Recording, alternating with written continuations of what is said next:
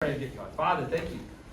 We continue to lift up our friends who need your help physically. Again, we just pray that you can grant them strength, put their minds at ease about their futures, and just help them to become well during this period of time. We are grateful for the people who are coming alongside and helping, and we just pray that you bless them as well. Father, thank you for Genesis and for the study, and again, just help us to end on a fun note. Help us to see the things, again, how the approach that we took to this class is borne fruit in something that's very familiar to us. In your son's name, amen. Amen.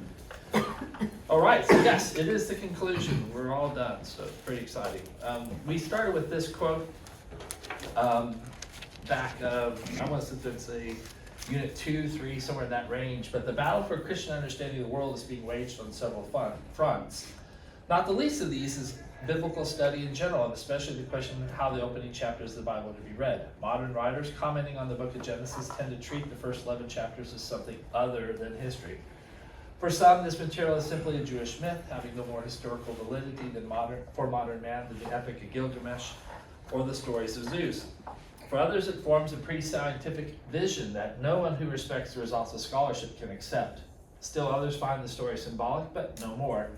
Some accept the early chapters as revelation in regard to an upper story, religious truth, but allow any sense of the truth in regard to history and the cosmos to be lost. How should the early chapters of Genesis be read? Obviously, Francis Schaeffer, his book Genesis in Space and Time, is essentially like 50 years ago now. But you read through all that stuff, it still sounds what? He could have wrote it yesterday, right? So let me ask this question. This is the preface of his book. I think he asks a correct question, but I want to expand it a little bit more. How should the chapters of Genesis be read? How would you all answer that question now that we are at the conclusion of our study? It's true. Inspired and historical. Inspired and historical, yeah. God ordained. It's God ordained, yeah. True. It's true and truth, right? Okay. It's literature. Shake yourself out of Gold Star, brother. All of those things are true, right? But I think what we tried to do in the study is basically say above all of the things, it is a story, right? And what we tried to do is to sit there and say, how do we read this as a story? And so, of course, we did start with this one from Reich and How to Read the Bible as Literature. A preoccupation among biblical writers with artistry, verbal craftsmanship, and aesthetic beauty. I think, hopefully, we've seen that. It's been demonstrated through this class, right? If the Bible is artistically beautiful, as well as, to your point, Tom, a truthful book, it demands a literary approach in addition to the historical and theological approaches. Now, we've been so preoccupied with the hermeneutical question of how to interpret what the Bible says, we've been left impoverished in techniques to describe and interact with the text itself. And that was the goal of this thing, was to sit there and say, yes, we're going to look in and say, this word is unusual. This word is only used a couple places in Hebrew. What is the meaning of this word? Why is your translation bad? We did some of those things, right? But we did it in, I hope, in context or in support of this larger idea, which was to say that there is a story here to it. And the story and the structure help us with these interpretations and eliminate some of the things that have gone wrong with Genesis and commentaries for centuries since then. Would you say that it's a unique telling of a creation story? Because almost every culture and history has their own creation story. Why is this one different? Because it goes back to that word. It is a truthful book. As opposed to mythology, in the sense of it's a little bit of truth wrapped in a big fat lie. This one is true from the author. Because again, Moses receives it from God, who then passes it on to the Israelites, who then pass it on to us. We talked about this, I want to just take this one little quick rabbit hole excursus, if you don't mind. We talked about this when we chatted about Genesis chapter 1, and we asked this question. We asked a question that we should not have been able to answer, is what was before the beginning? Do y'all remember some of our answers to that question? What was before the beginning? God. God, right? God in Trinity. And in that Trinity, he had what? He demonstrates will, plan, action, etc., etc. What else is before in the beginning? So his angels. The Elohim, right? The angels, right? And we would assume fallen and unfallen, because by the time we get to chapter 2, we're confronted with a fallen Elohim, the enemy, right? And so let's just pick up on that enemy, right? We saw in Genesis chapter 10 that mankind is basically building this ziggurat up to the heavens in order to do what? Preach God. But more importantly, to be able to do what? As we looked at the interpretation in that Near Eastern culture, it was to do what? It was to control God. It was to make God beholden to them so that they would be a people of a name, right? People of renown. And the idea behind that is where does that come from? It certainly didn't come from Yahweh. It comes from the other gods. And you remember us talking about that during the kingdom class. There's a retelling of that a little bit to sit there and say that there are essentially these Elohim behind the scenes that God has assigned to these people groups who are doing what? Just pointing back to themselves, not to the truth. All that is to sit there and say is if we have this in the beginning and then this pre-beginning, then Satan knows something that we cannot know. And in fact, he knows something that God has chosen not to reveal to us. So we end up with what? Mormonism. We end up with the Sumatran tales. We end up with Babylonian blah, blah, blah. And it just goes on and on and on because they take what? He can take a little bit of truth because he saw the events. He knows what's happened, right? Since his creation. And he can do what? Spin it into anything. And so just a little bit of truth and a lot of fat lies leads to what? The religions that we see all around us. It's interesting that Lucifer was like the angel of light. And in so many cultures and religions, the sun was crucial in how they built their temples. The sun had to go through these openings and light up this idol or whatever. And it's interesting that the Hebrew temple didn't do that, right? Because the light was in the holy place. That's right. The light, it's self-existent. Exactly, not external. Yeah, exactly right. Very good point. So this is part and parcel with what we were trying to go off and do, is to say, how did we do this? And so I'm going to ask you guys, how do you think did we accomplish our task by looking at this as literature? And if so, what was the value to you? She's shaking her head, yes? Yes. It seems like a good thing to do. She's shooting for a star like We all agree with that. I want you to feel better. Good answer. I want you to feel like this is our judge. It's like Fessick, right? I just want you to feel like you're doing well, right? Okay, so I never looked at it as the stories of each of the individuals, the Toledotes. Yeah. So that was really helpful to see how each of those has a separate piece of the story and each one has a purpose in the overall story. That was helpful. Good. Yeah, the story purposes all converge. Yes. Uh-huh. Right, that they build, Right. they'll drag elements forward as the overall narrative Right. arc is still being told. Yeah, first of all, I learned the word Toledote, which I'll never use again. But very seriously, It sounds good, makes it sound but it makes you intelligent. sound very Yeah, intelligent, right. right? That's what I think. Yeah, so next time somebody does Genesis, you can say, well, how have you structured this around the Toledotes? Sink their little battleship. But that aside, it made me look at stories that, if you will, I know by heart. I've read it and studied it for the better part of 55 years. As a Christian and growing up in church, it made me look at it, kind of to what Steve was saying, I looked at it differently. I let it, if you will, percolate my mind Yeah. differently than the times where I studied just the story of the origin of our species, the way that Christ, or the way that God created them. Yeah. Just the way that He formed the earth with His words. Mhm. Just, I've always taken all those pieces just in their own spot, Yeah. and this it just made me think about them differently, which I appreciated. You're gonna hit on something we're gonna get to at the end of this. What were you gonna say?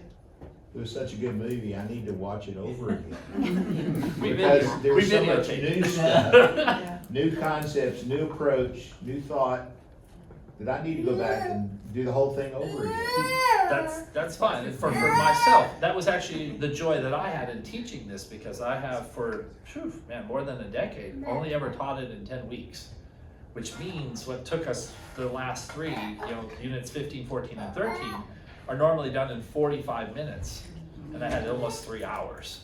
It was wonderful, it was like walling around in slop as a pig, Like, I didn't even know where to go, I'm so happy, right? That's not the analogy I would have probably chosen. We felt the 3 hours for sure. Yeah, that's why you didn't show up for him, so. I love it so much. Like, how long can we stay in Virginia? Yeah, he's almost finished. Yeah. If we time this right, we'll just be home for the conclusion. I think for me, one of the really cool things was on the Tolodo stuff. I'd been exposed to that a little bit earlier because I've known you for my entire life. But I think one of the coolest things was just seeing like some of the stuff on Jacob and Isaac, specifically like highlighting how everything seems to just happen to Isaac, and whether that's related to Isaac's personality or that's how the writer decided to portray Isaac. Yeah. I think is kind of a valuable lesson of this was shared to us in a specific reason. Yeah. And I do that, and then to highlight some of the stuff with Jacob of it was, the author decided to call him blameless. Right. And then at the very end, he's like, well, okay, God, if you do this, and this for me, all time. Well, Yeah, exactly. And God does all those things. I'm like, okay, that's pretty different from what I see some of the other stuff. So I hadn't seen it that granular before of like looking at almost all of Isaac's life. Yeah. And just kind of whether intentional or just portrayed passivity Yes. through a ton of that. Yeah. And then seeing Jacob on the exact opposite side of that. Oh, yeah. Where he's like, yeah, I'll work for another 7 years. We can make this. And he goes make like this that for happen. me, it's not a problem. Yeah, it's exactly. pretty crazy. So that was one of the most appealing things to me was highlighting specifically some of the I'm forgetting their name, the patriarchs. Some of the stuff. Their like that. character. Yeah, it was very interesting. Character studies of it, yeah. Anything, yes, sir? I think related to that is how many times God chose an unexpected path. Right, yes. And the twists and turns, I mean, and I'd seen some of that, but just piecing it all together was just really eye-opening to me that God was seeming to say, this is not your normal, I can do whatever I want to here. I'm in Yes. charge. Yeah, exactly right. And I think that's going to be also something we land on as we get further into this, right? Because we use that phrase, and I'll use it now.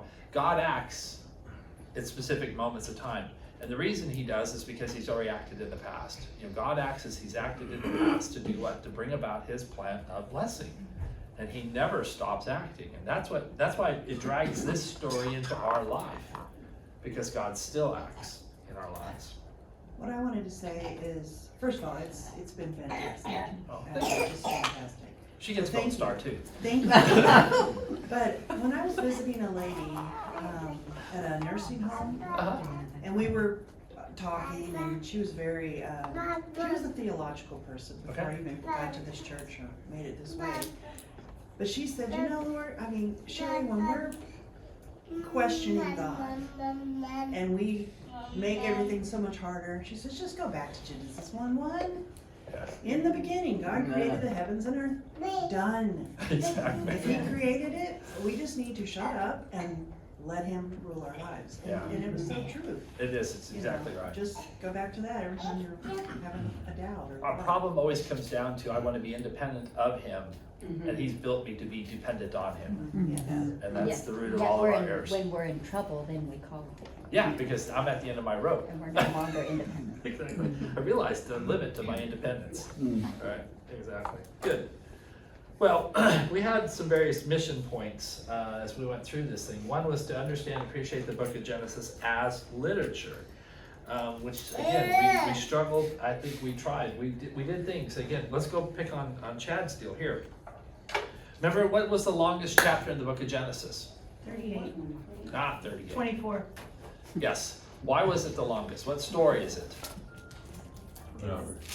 Getting Rebecca? Yes, exactly. Giving Rebecca, right? Story twice. It's, yeah, we hear the whole story twice, right?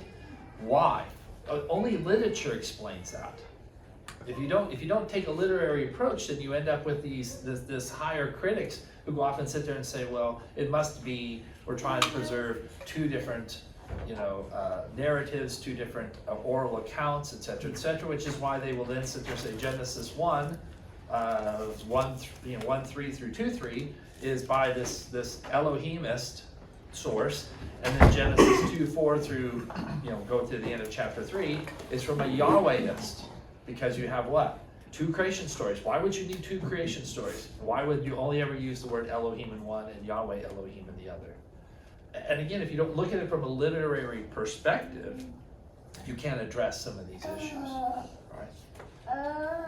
We wanted to gain a clear understanding of the historical setting out of which the book was written and how that setting relates to interpreted passages. What do we mean by this? What do I mean by this now? How do we use this, and what do I mean by this? What's the historical setting out of which the book was written? So you mean like Moses? Yeah, wrote Moses the wrote book it. So he could tell the Israelites what their backstory was. Exactly right. So if we think through this, right, Moses comes on the scene, and does he show up in Egypt coming out of his father-in-law Jethro's area with the book of Genesis in his hand and says, hey, by the way, I know your backstory? No, he doesn't, right? He shows up, 10 plagues, they escape, they're on the run, they make it to Mount Sinai, 40 days on Mount Sinai, a golden bunny comes out, blah, blah, blah, right? And then they're what? They're right on their way to Kadesh Barnea, and they do what? Everything's moving, right? Everything's moving through Exodus. They get to Kadesh Barnea, and then what happens? 10 people come back and say what? We can't take. There's not a chance. We're going to get killed. They're too big. Yeah, too big. We're better off being slaves in Egypt than dead in the desert. So what You know, happens? they just saw the world's most powerful army destroyed. I know. their It's side. they're not clever people So sometimes. they rebel and reject. They rebel and reject, right? And so they said it'd be better to be back in Egypt as slaves than dead in the desert, so they end up dead in the desert, right? Now, the thing about this is they've got 40 years now to do what? Right? Literature. Fill in the gaps, right? Exactly right. And so, again, it is this backstory. It's like, why are we called Israel? Why is this important? Why do we always talk about 12 tribes? How did we get to where we are? Who is this Yahweh who saved us? When he sits there and says to Moses, I am the God of Abraham, Isaac, and Jacob. Who the heck are these three people, right? And all of this fits that backstory.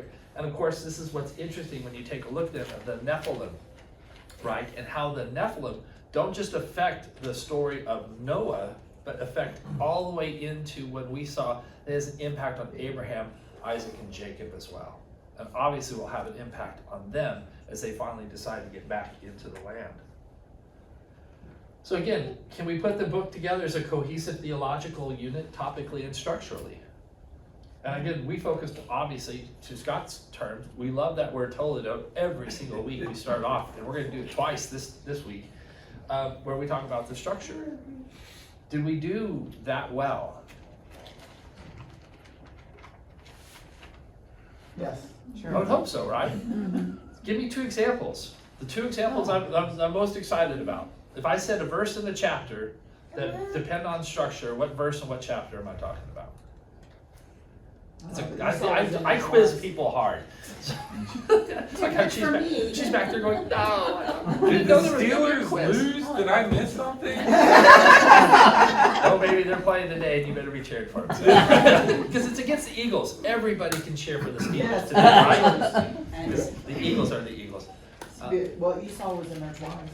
Esau is in there twice. That's exactly right. That's where the verse comes from. We started this whole study off with Genesis chapter 6 because we wanted to do what? We wanted to put a verse back into context. If 37:1 belongs with Jacob's story, it is what? It's a throwaway. Jacob sojourned in the land of his fathers. This is what became of Jacob. It's a useless verse in a lot of ways, right? In a book that's got a lot of economy, and only uses verbatim repetition if it's trying to make a point. But if 37:1 belongs to chapter 36, the toledot of what became of Esau, now it is what? It's a giant fat contrast. Here's Esau, way outside the line of promise, right? Specifically passed over for blessing by his father, and yet we find out he's what? Esau, that is? Edom. Edom. Yeah. And in 36, whatever it is, 20 something, there were kings in Edom before there were ever kings in Israel. Right? Why is that? Because Esau is blessed? No. Because Esau is favored by God? No. Because Esau got bought off. Right? Esau is all about his what? His appetite. Satisfy his appetite? He's got no issues. Jacob comes back, he's afraid his brother's going to do what? Kill him. Kill him. How does his brother react? Jacob sends a huge gift ahead of him. A huge gift ahead of him. His brother's like, I have 6 of those. Keep it. I don't need it. That's I got a whole country over here. Sort of a deal, right? I mean, his mindset, he's satisfied, so he's not interested in killing his brother because of some sense of honor. He's only going to kill his brother because he did what? Stole his food. Stole his food, right? I mean, he's that focused on Jacob, who thinks in large time frames. Esau's thinking about his next meal. But now it's in 37:1 is a contrast, because why isn't Jacob, who has the promise and has the blessing, why isn't he this great nation? Because he's got 12 sons who can't have a meal without somebody dying, right? Or being sold into slavery. There's a character gap. And God doesn't care about Esau's character, but he certainly cares about what? Jacob's. That's the verse. What's the chapter? We had to lean into the structure, figure out why it belongs there. But that's the verse. What's the chapter? Now, 38, right? Because otherwise it doesn't make any sense. Why is it there? Modern scholarship will finally sit there and say it belongs because there's textual evidence that it belongs, but they don't land on a purpose that makes any sense. And so structure for us helps us see the whole thing as cohesive, not just this pieced together, redacted story from post-Babylonian, right? Could we defend problematic passages? What are some of those problematic passages in Genesis? We talked about chapter 38, so leave that alone. What are some of the other ones that are difficult to understand?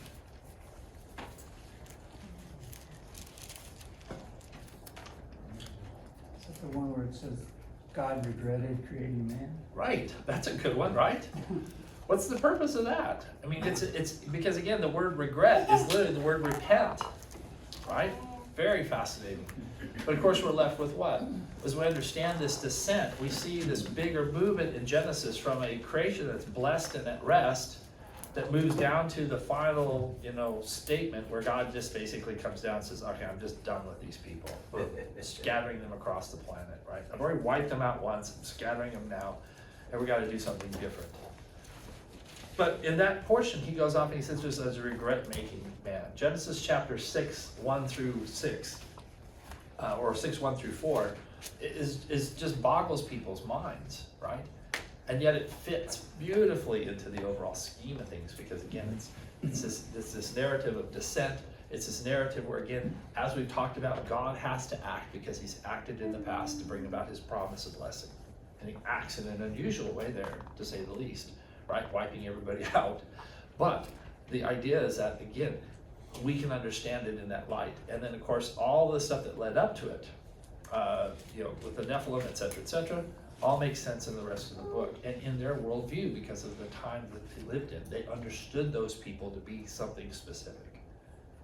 What are the problem passages? Water above, water below. Yeah, that's exactly right. Genesis chapter 1, if I asked you, every day has what in common with it? Well, there was a morning and an evening that day, and then you would sit there and say, at the end of the day, what did God say about every day? It was good, except for one day. Very good. First, second day too, right? He separates the water above from the waters below. And he creates this thing we call the firmament, which now we translate to be what?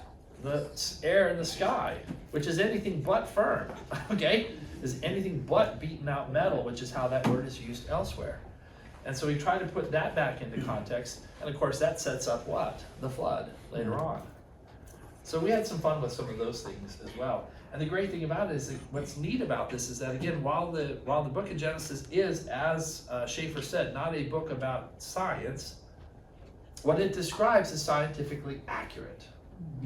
So if you take that paradigm and you sit there and say, does the science support the paradigm? The answer is unequivocally yes.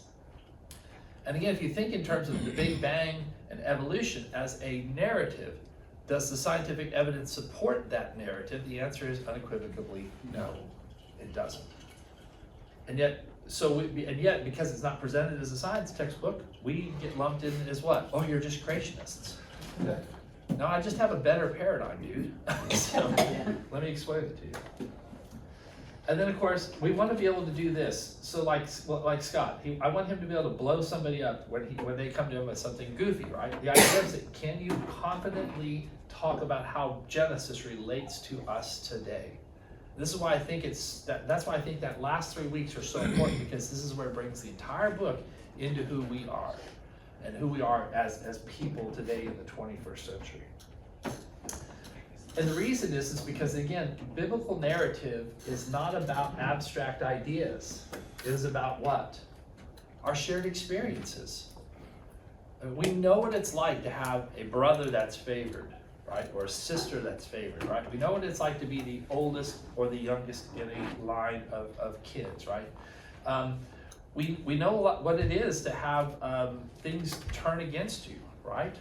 We've all experienced what we would call talionic justice, or in our modern language, karma, karma's a terrible thing, right? We all feel those things. And so when we read through them here in the book, we're like, you know what? I should get that. I have this vicarious experience with it, right? And again, it should appeal to our imagination and our emotions. I mean, when you read Judah standing before Joseph, begging for the life of his father's favorite son, how do you not get emotional, knowing what you know about Judah, the scumbag, right? What a change! These are two separate people, right? And how do you not connect with that, and then sit there and say and then how do you not sit there and say Judah's great son of all time, Jesus, basically standing before his father and using the exact same language, begging for your life.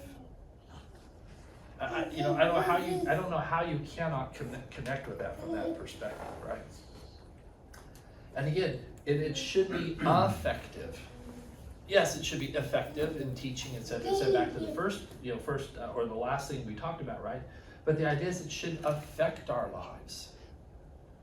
It should fire our imagination and our love for who God is, right?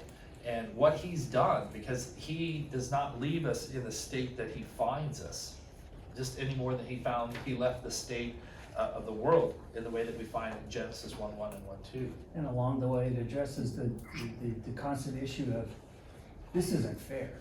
Yeah. Over and over and over. Where's the fairness? Where's the fairness of this, right? But is fairness a part of this? Does God anywhere in Genesis sit there and say, I'm going to be fair to any of you fools? No. He doesn't, right? He says, I'm going to accomplish what I'm setting out to do, right? Now, you can be with me or not, but that's how this rolls, right? Our structural word, of course, is toledot. This, again, translate, these are the generations of, or this is the record of the generations. What we basically translated as is this is what became of, right? Whatever happens. And so starting from that person going forward, what happened to blah, blah, blah. And of course, each section then goes off and details what became of someone relevant to the purposes of Genesis. And then so this is our thing that we throw up every single time, right? There was the most interesting thing on the list were two things, right? The creation account at the beginning doesn't get a toledot, but immediately following creation being left blessed and at rest, what became of the heavens and the earth? Picks up that exact same phrase, that mirazim, right? Of this, no Hebrew word for universe. So it picks it up, and if you're reading through this and you're saying, boy, this is wonderful, it sounds great, why do I have sand fleas in my tunic all the time, right? Then what became of the heavens and the earth? Questions we've all asked. I ask it all the time. Broad, universal experiences. Just trying to relate back to their time frame, right? You know, they're like, it doesn't feel blessed and at rest when the only meal you have every day is manna, right? Yeah. And you're living in the desert and you're trying to get water out of a rock. I mean, you just just live through that experience of 4 years. They've got to be asking this question. If it was all this in a bag of donuts, where's the bag of donuts? Right? Max's wasn't open then. Max wasn't open there, right? What was the other toledot that we thought should be here but was missing? Remember that? Jacob? Jacob's there. Abraham. Abraham. No, Abraham. Yeah. What became of Abraham is not on the list. Interestingly enough, right? And again, we talked about why that was probably the case. So again, the structure of the book for us was super important for us to work through. Let's get out of that. So we talked about the themes, the major themes of the books: blessing and cursing. So give me examples. Give me examples as you think back on it of blessings and cursings in the book of Genesis. Who got blessed? Who got cursed? Esau and Jacob. Esau and Jacob. Exactly right. Dichotomous presentation of these two kids born from the same pregnancy, right? Cain and Abel. Exactly. The fall. The fall. Exactly, because you have a blessed and at rest creation and two people bearing the image of God, vice regents over all of creation, who are then who leave that garden what? Under the curse. And that curse carries all the way through to a boy whose name is Noah, who we all hope brings what? Rest from the curse. Other examples. We didn't go through them, but all the blessings of the 12 sons, but then Joseph's 2 sons got blessed differently and not the way he wanted it. That's right. Exactly right. There's a lot of idiosyncrasies in how the blessings are handed out, right?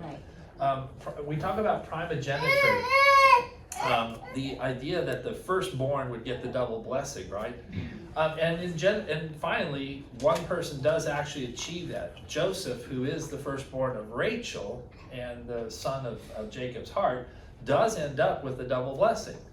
His 2 sons basically get blessed, but Jacob, in his forethought, his prophecy, reverses his hands and blesses the older second to the younger. Again, a complete reversal, keeping that theme alive.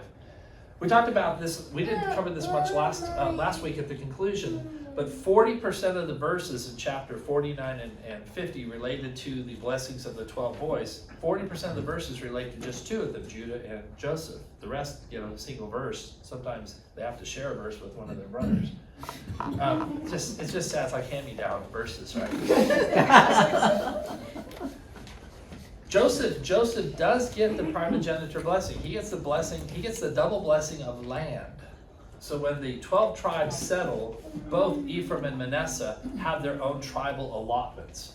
One of those 2 taking the place of Levi. And didn't Manasseh get 2? One on the east and one on the His territory spans Jordan, but it's essentially just one territory. Okay. Now, Judah, a kid gets what? He gets the big prize, which is the line of kings. It's through Judah that we see him actually fulfilling the promise of 3:15. And that's why you get the double blessings. Judah way down the line from his mother. So good and evil. Where did we see good and evil in the book?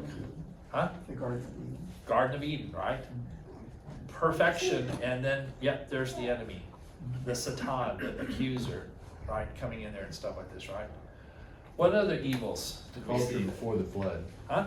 The culture Before the flood. Exactly right. I mean, it's so bad that God's going to do what? We have to wipe them all out, right? There's no redemption from this group of people. Other examples of evil. I thought Joseph, what God intended, what the brothers intended for evil, God meant for good. Exactly right. It's exactly right. That's an excellent example. Any others? Judah. Right. Think of how they behave, right? This is the point. Judah, they are so evil that's literally how we're introduced to them in 37 verse 3, right? The brothers Joseph reported on his brother's evil activities, right? Think about Simeon and Levi going off and doing what? Oh, yeah, killing them. Wiping out everybody and laming oxen. This little footnote, right, where they go through and they don't just kill people, they lame the oxen or something. It's just craziness, right? Think about Lamech, not Noah's father, but who's the other Lamech? 7th generation from Cain. If Cain is avenged, 7 times 7. yeah, I've killed a boy for striking me. Blah, blah, blah, right? So we've got lots of these bits and pieces. Of course, you've got one big one, Sodom and Gomorrah, and all of that. Well, yeah, Babylon Babylon, exactly right. The Tower of Babel, all that stuff. Right. I mean, we present that as evil because, again, it's worshiping God in a way that He doesn't intend. Promises and choices. Let's talk about promises. What's the big promise in Genesis? 3:15. 3:15, right? That's the big one, right? There will be somebody who comes and breaks the curse, right? But are we told how and why and what that's going to look like? No. Nothing. We got nothing with that, right? So for me, a lot of people will go to 3:15 and say, well, that's the gospel in Genesis. But no, that's not the gospel in Genesis. Because it explains nothing about it. It just sits there and says the curse will be broken. But it doesn't say how I will be fixed. Does that make sense? Yeah. And that's the problem. If I read through Genesis, I'm supposed to realize I am broken and I need to be fixed. Sort of a deal. What are some of the other promises that are big? The land. I'll start, yeah. The earth will be destroyed by water. Yeah, earth won't be destroyed by water. The Noahic covenant, right? That God is preserving the earth and has set His war bow in the heavens so that we don't have PTSD every time it starts to rain, right? Yes, what did you guys say? The land. The land, right? Genesis, with Abraham, right? The Abrahamic covenant changes everything, right? You will be a blessing, and I will bless you, and I will bless those who bless you, and I will curse those who curse you. Back to blessing and cursing, right? And then, of course, this idea that I promise that I'm going to make this great nation out of you, and out of that nation, all other nations will be blessed. Well, everything about who we are depends on that, because if that verse isn't there, then we are excluded. Because I don't know any of you who are Jews, right? And so it all depends on that verse for us to find comfort and rest with our God. What about choices? Eating from the tree of the knowledge of good and evil. That's the big That's one. okay, right? Because they've got what? They've got an entire garden and a beautiful setting, and all they have to do is not do one thing, right? And what do? The one thing. The one thing, right? Which is why when you tell your little boy, don't do something, what's the first thing he wants to do? Just starts walking towards it. Well, it's irresistible, right? Whatever you do, don't eat your green vegetables. Oh, well, Checkmate, child. I'm playing chess, buddy. And I'm winning. I'm winning. Right. Anyway, so choices, obviously the big one. What other ones? Selling the birthright. Selling the birthright, right? Again, making these, and we see in these choices what? A reflection of people's characters. Character. The character's character. Anyway, put it like that. I see the choice of everyone else choosing not to get on the ark. Like, they were allowed. You think they were? I do. You do? Okay. I can certainly see. Maybe that's from a children's Bible story. After the last of the animals are on there, God shuts the ark. Well, I just felt like it was like, Noah built this ark and they're like, what are you doing? And he's like, guys, it's gonna rain. Like, here's like what I'm telling you. Like, And they had, yes, exactly right. And they had plenty of time, I would assume, right? Because you just don't slap an ark together like that in a short order, right? I think they brought their coolers out and set up chairs and watched. Right, exactly. Because this is one of the most fascinating things going on, right? It took him 100 years to build it, right? Isn't that Well, he what had it that was? much time. Oh, okay. I have no idea how long it took him to build it. Oh, yeah. If he was like us, he built it in the last week. Yes. We got another 50 years. Oh, crap. And to her point, right? You said, remember I put up the dinosaur picture of like the two T-Rexes on the hill looking over at Yeah. the Oh, that was floodwaters today? rising. That's It's like, oh crap, that was today?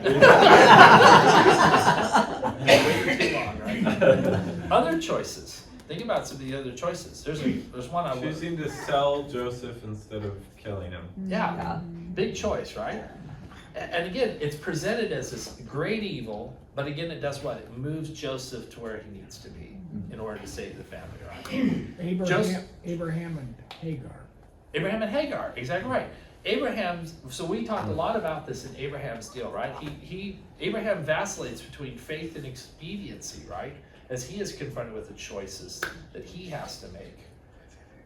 So again, when you read through this, are we in that same situation? Do we have promises today for us? Yeah, sure. Absolutely. Are we confronted with choices? Do we always choose well? No. It's the same thing, right? It's all of this stuff fits within us today. It's not something from 4,000 years ago. Another one is Pharaoh chose to put Joseph in charge of everything. Right. Yeah. Fulfilling God's purpose and design for him, even though Pharaoh made a quote-unquote free will choice, right? It's awesome. God knows how people are going to react. Judah's sons chose not to do what they were supposed to do.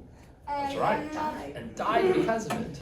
And Right? they could have been in the line, and they chose not to do what they were supposed to, and Yep. they weren't in the line. Yeah, and we talked about this, the silent choices, right? And when we were looking at the end of the book, this idea that for whatever reason we get this crazy story about Judah, and Judah is changed because of it, but we know that Reuben, we say to ourselves, we know that Reuben, Simeon, and Levi did not. Even if they went through something as incredible as that, we know what? They were not affected by it. They didn't change because at the end, when Jacob is going through, he relates back to what? The three things that we already know about those boys. They're still guilty of that from that perspective. So again, choices, they didn't make any choices that changed them in any way, shape, or form. There's also the choice of, I was thinking of Abraham and Lot, when they came to land and they were gonna have to separate, you know, and Abraham gave Lot the choice and he was like, ooh, that's the green part, and like, I'm going there. Exactly. That's exactly right. So if you remember when we did Abraham, we talked about the four major themes that ran through there, and we sat there and said the things that are most interesting are any stories that have all four of them together. And all of those are the big ones, right? The biggest one being at the end with Isaac. It's the grand conclusion of that story. But there are two earlier ones that are about the promise of chapter 12, chapter 15. These are chapters that we always go back to, right? These are the chapters that every pastor minds over and over and over again. But there was a fourth story that had all four plot elements in it, and it was the separation of Lot and Abraham. And nobody talks about that. So again, back to looking at it from literature. Why is it there? Why is it so important? And then immediately following it, why do we have a whole huge chapter on Lot and it has no plot points for Abraham? Yeah. Right? So that was fun. That's jumping a little bit ahead. We talked about this, and I want to bring this up because I want to make sure you see this, right?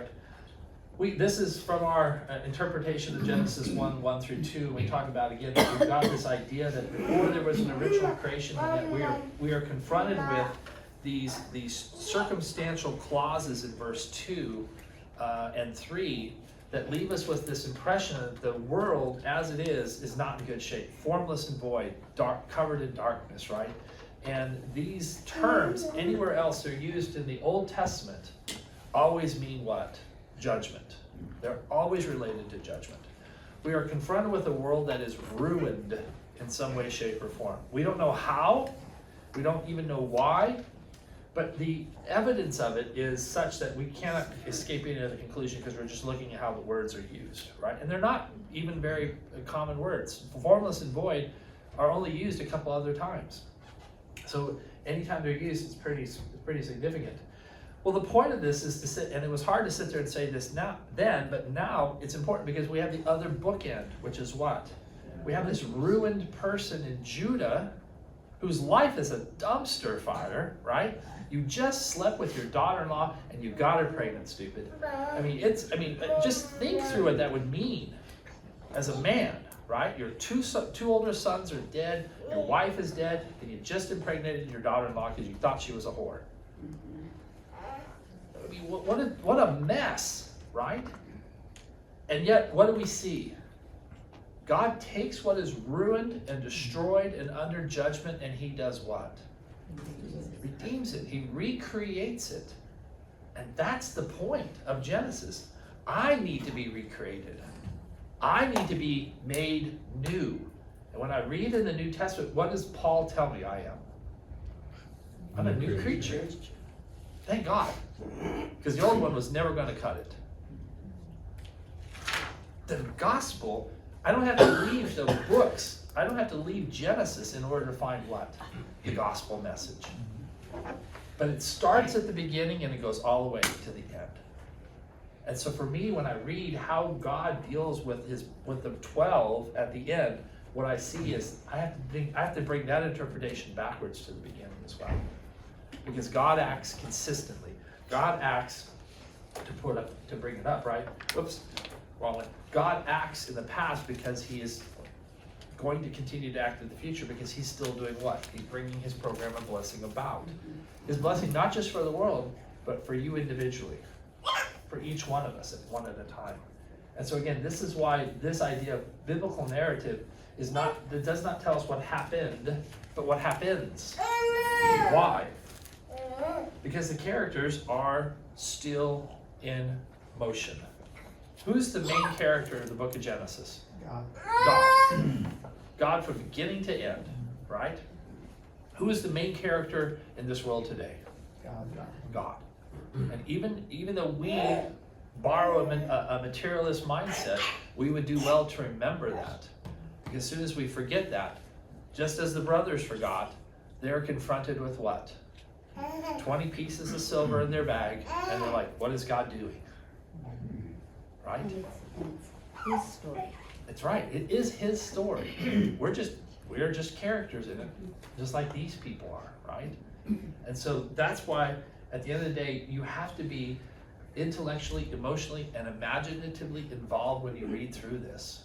And it is okay to imagine some things, right? Because it makes it, more memorable, like Shem, Ham, and Japheth being triplets, or there's 20 pieces of silver in your sack.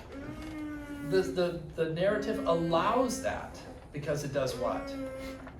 It just makes it more involving, right? It makes it more real for us.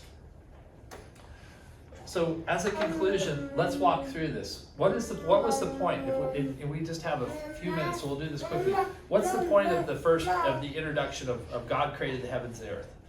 What's the point of that little story, beginning to end? Where do we come from? Not just where we came from. How we got started. Who created everything, right? So again, this is the thing. All the rest of the Bible hinges on this, right? And this is where Paul starts his defense on Mars Hill. There is a creator, right? This is the thing that we see in Revelation. We don't talk about God the Savior first. We talk about what? God the Creator first. And because he was the creator, therefore we are owing to him in some way, shape, or form as the creatures. And therefore we are under judgment. Therefore we need what? A Savior. Right? But to our point too, it was what? We be in the world in this position of what? Formless and void, covered in darkness, and then God does what? He solves those problems. He gives it form in 3 days and he fills it in the next 3. And then all of creation at blessed and rest. Then what happens in the next Toledot? Everything goes to hell. Everything goes to hell in a handbasket. Exactly right? We take something beautiful and we do what? Trash. We ruin it, right?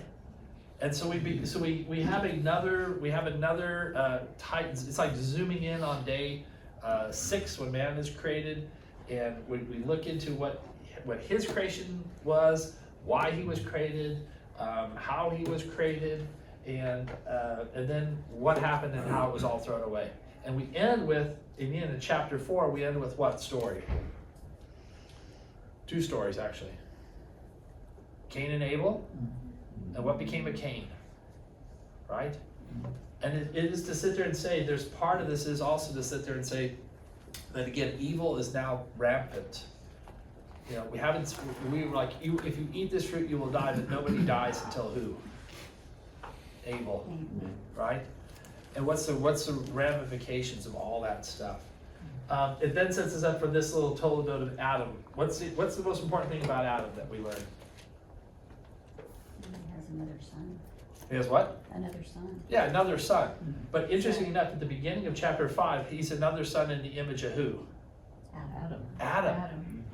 We now know, we thought here, but we're not sure, but here we have what? We know for sure that man reproduces in his own image.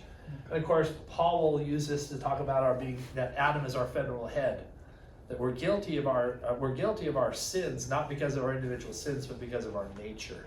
It all starts back here. We're left with chapter 6, and 10 generations later, Noah comes along. Maybe he will bring rest from the curse. There's one other person who's highlighted 7 generations in. His name is Enoch, exactly right. But the problem is everything looks like it's going along swimmingly, blessing after person after person after person after person, but we're left with what? The conclusion is everything that we learned about man here in this Toledo has gone to full ripe here. And these two are related from that perspective. Both begin all right, but both end terribly. This seems like it's okay, things are going along okay. Adam is reproducing in his own image, but the ripeness of it is bad fruit. What did we learn about the Toledot of Noah? It's a do-over, right? God's going to start all over. But the way it's built, but the way the story's constructed is a giant chiasm. And what's in the middle of the cookie was one little phrase. In the middle of the whole world being destroyed, what happens? God remembers Noah. God remembers Noah. And that's the point of all of this, right? Is to consider God's not just dealing with, God isn't this deism sort of concept, right? He is transcendent, yes, but he is what? Eminent. He's right there with us. We got that from this Toledot because God is described as what? He's on his hands and knees in the dirt, forming man as his, he spoke everything else into creation, but he takes the time to do what with man?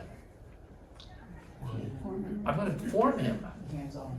Yeah, it's a hands-on approach. And then he puts his mouth to the mouth of man and breathes into him the breath of life.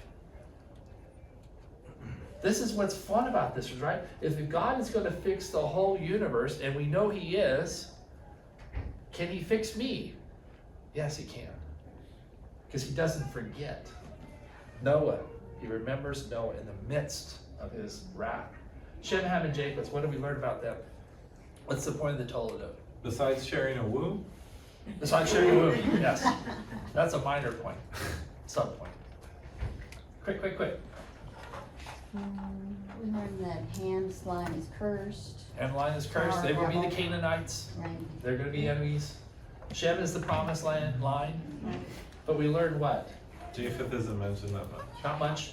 What's the bigger thing? What's the bigger God story? chooses. Tower of Babel. Tower of Babel, exactly right. Then again, false worship is going to always be condemned by God.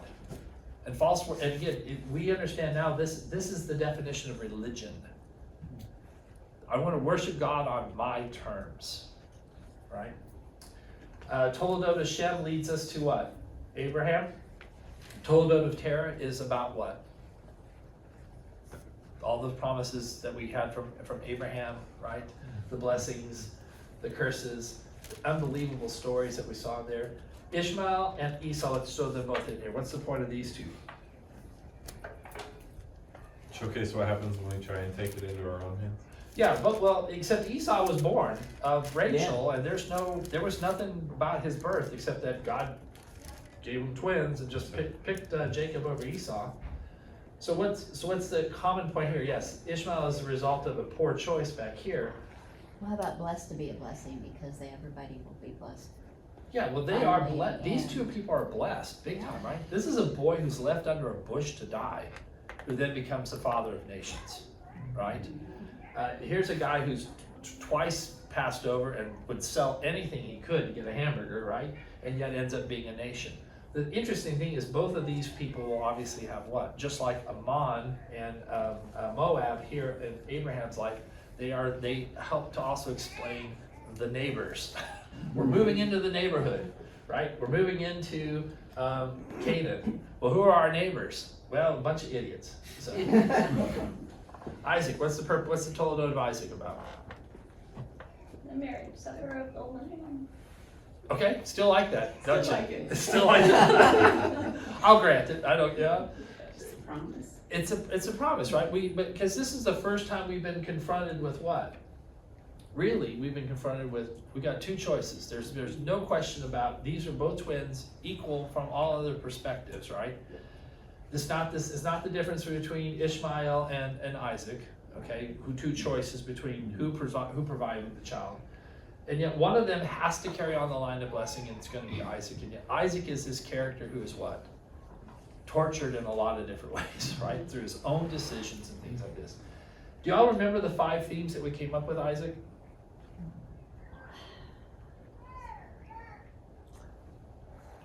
Don't? Remember we talked about things like conflict is a part of Jacob's life, from inside the womb all the way to the end, right? We talked about treachery as a part of his life all the way to the end. As his sons deal with him treacherously, and he's dealt with people treacherously. We talked about moral ambiguity. Is there any moral ambiguity in these sections? Oh, boatloads, right? We talk about talionic justice. Did any of these people experience that? Sure. The deceivers deceived in the exact same way that he deceived. I mean, it's amazing. It's powerful through all that stuff, right? And then of course the Toledot of Jacob is what? What's the answer to the question? Who is going to be the one who brings us rest from the curse? Somebody in the line of Judah. After all is said and done, that's the line you pay attention to. And it works out, because that's, as we realize in Revelation, behold, the line who comes from the tribe of Judah, right? To tie it all for the bow. I hope this has been fun for you guys. I've enjoyed the heck out of this. And for me, it was like I said, it was a lot of fun to be able to add some more materials as we went into it, not try and cram so much in. We are out and done, so I think what comes next when we get back, Steve's gone. Do you know the answer? When do we start? I think George is gonna give us kind of an overview of stuff, and then we'll start in Deuteronomy. Deuteronomy, right? So when we get back together again. Have we heard of George? I think George is gonna take Got an employment or? I have not. I don't know. Does anybody know where George's employment wise? He's still in. Still unemployed. Okay. And with a cold. And with a cold. That's why he's not here today. Exactly. Like a lot of people. Well, let's pray. Father, thank you. That's an incredible story. And again, I'm struck by the fact that again, my responsibility before you is to need you, and thankfully that is the case. I just am grateful for the book. I just pray that we do not lose these lessons, and that we take them into our study of the rest of your scriptures, and then we take them into the life that we have. That again, we know that we operate underneath all of your manifest promises. Help us to make great choices in light of those. In your son's name, amen. So, yeah,